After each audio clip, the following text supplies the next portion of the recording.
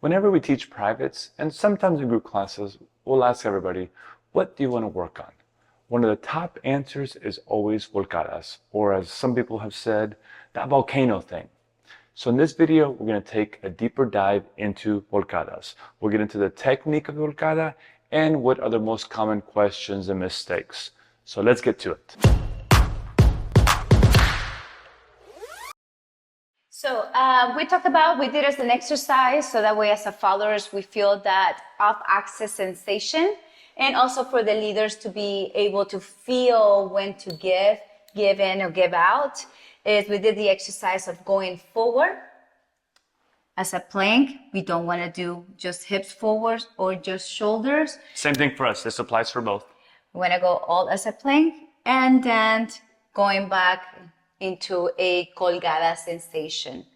Going to it. So from that colgada sensation, let's call it volcada sensation. And colgada, we're going to go more towards the back with the hips, not with the shoulders. And that's for both of us, with the hips. Biggest thing we talked about in the class was leaders, I typically offset her. So what I mean by that is when we're starting that exercise, I don't do this and then expect her to do it. It's like she kind of initiates it and then I kind of resist how much she gives me. Then the other way, she goes and then once I feel it from her, I resist her. A lot of times what happens, guys get here and they wait, and there's nothing going on. But the goal is I go back a little bit depending on how much she goes back. So again, like everything, typically it's always her first and then I take care of my part second. After that, we had the ladies 1 foot only. do with the one leg, 1 foot. One leg. So again, that exercise with both feet. Now we're going to do it with just one leg. So let's say that we have our weight on the right foot. And then when we go forward, we extend the leg, the free leg forward. And then when we go back, we extend it back. So again, that sensation again with the upper body is still the same. I'm going as a plank forward and then with the hips back. So after that, we said, okay, now let's start kind of applying the actual volcada. And the way we did it in class was pretty straightforward. We kind of used it almost like an 8 count. What we did is we kind of did our 1, 2, 3, 4, 5, 6, 7, 8. This actually almost starts off like a low boleo, right? Where I'm going out is really how does she know that it's a volcada and not just a regular boleo? It's where I step with my left leg. So what I mean by that is when I do this, my left foot is here, right? My feet are pretty much equal from her. If I stay in the same spot, it means that I want her to stay in the same spot. When I do the volcada, what I do is I don't stay in the same spot. I'm going to move a little bit away from her to create that off-axis technique. So the difference is, as you can see, if I stay around her, creates that boleo. If I step around her and away, it's more of that volcada. So for the followers, as our recommendation is like everything should always be balanced. So sometimes when we start teaching, the off-axis sensation like volcada and colgadas, we always think that our leaders are always going to lead that off-axis sensation. Make sure to to feel that off-axis sensation from our partner. Yeah, sometimes what that ends up looking like is like the guys are just doing a regular boleo and the ladies kind of go into it. Because again, when you're a carpenter, everything's a hammer and nail. So you're right. So yeah, you have to kind of feel that sensation. I think one of the main questions people had about was where we connected. That was probably the first thing. So we typically think of it almost like a little V, right? She kind of connects typically a little bit more on this shoulder, but I think it's a lot of it because of our height, because sometimes when she's here, we feel a little bit odd. So we do a little bit more here, and then this arm's here. So when she actually does the volcada, majority of our balance is basically on this side right here, right? We have a little bit here, but it's not as much as it is there, basically. That's how we like to do it. Again, I don't open up. I just make sure that she has that resistance. For the followers is to think about going up with the ribs and instead of going down with the shoulders. So when I feel that off balance sensation, I'm still focusing on going up with the ribs and instead of down. At that moment, it feels heavier. Heavier to us.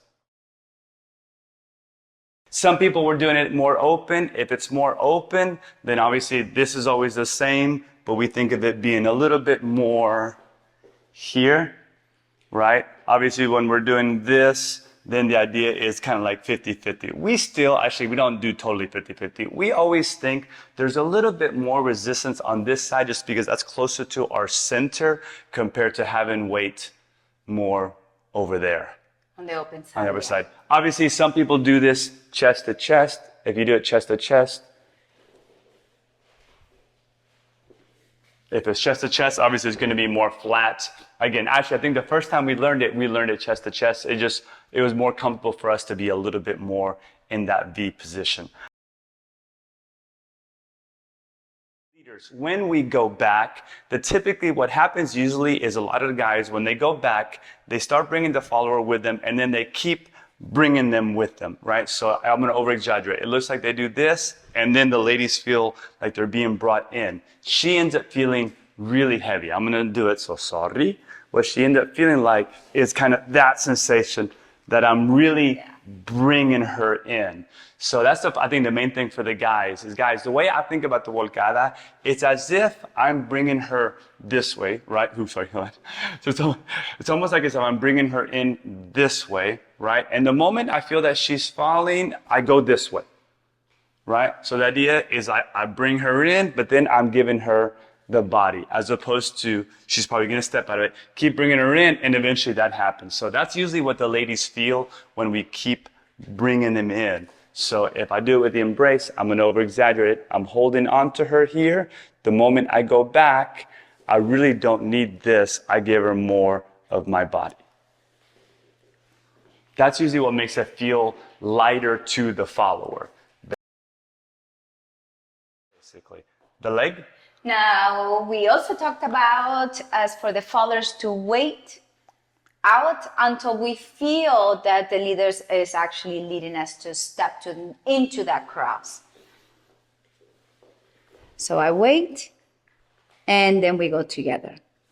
Again, as the one that we did in the class, it was the one with the leader stepping with us. The tendency, usually what happens is usually this, and then we go, and then we're off timing. Yeah. So we do like the idea that she crosses because we are moving forward, or we're moving her. Yeah. Because technically, one thing we did say in the class, that I can move her that way without me moving. But that's a different step in a way, or movement. So along that, when we finish that, the next part is leaders, where we step. Biggest mistake we saw. But we end up stepping really close, which isn't too bad at this moment. Problem is that when I change my weight, she's already in the next step, right? So what that ends up looking like a little bit more fluid, it's kind of like that 1-2 type step. So in that case, guys, you cannot step even with her. You still have to step a little bit short of them.